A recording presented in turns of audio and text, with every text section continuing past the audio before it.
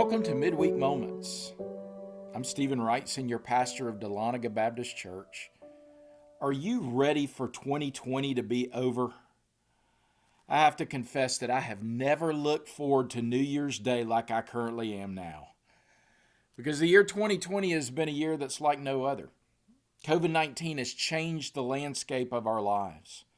Tropical storms and hurricanes have affected thousands of people this year, now including us. I'll be honest with you, at the beginning of last week, I did not even know that the remnants of a hurricane would be heading our way. It snuck up on me.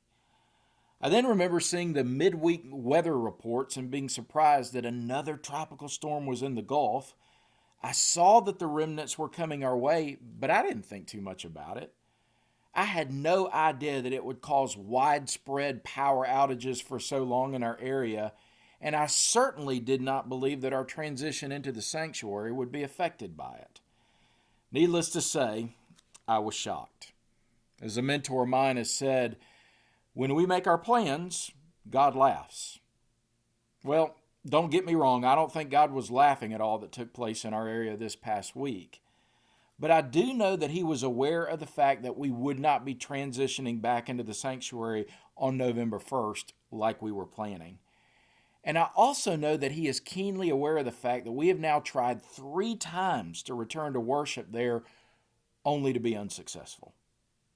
However, I firmly do believe that he's leading us back into the building and that this is the week that it's going to happen. That old familiar saying rings true. If at first you don't succeed, try again. So that's what we're going to do. We're going to try again. Everything I talked about with you last week is still the case. Our plans for social distancing and times of services will still be the same. And here's the deal. If you already signed up for a worship service last week, there is no need to do so this week. We already have you marked as coming. However, if you need to change services or for some reason did not sign up, please make sure to do so by going to our website. Just a few simple clicks will take care of it.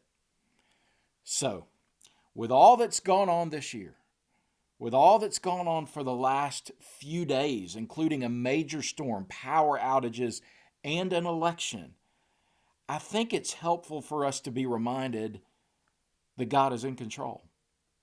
He is in control, even when our plans don't turn out the way that we want them to turn out. He is in control, even when pandemics are a reality. He is in control, even in the midst of political division and lack of unity as a nation. Our God remains on the throne of this world. The question is he on the throne of your life? Are you living and functioning with Jesus as your king? Is Jesus calling the shots, or are you calling your own? Because when we allow Jesus to have complete control and complete say, everything else changes. The way that we view the world changes. The way that we view other people changes.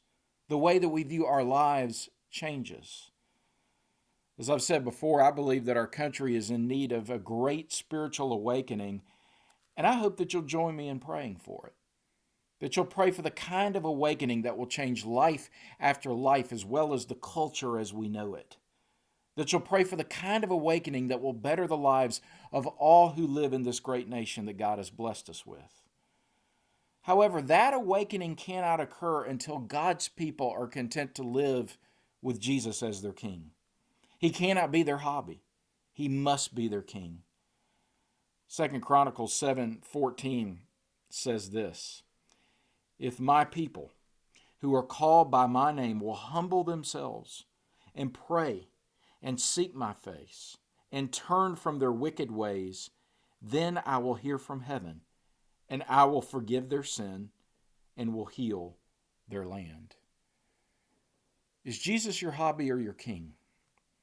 If he's not your king, would you make him your king today? And would you join us for worship back in the sanctuary this Sunday, November 8th? I pray that you will if you're able, and if it's medically wise for you to do so. I hope to see you there.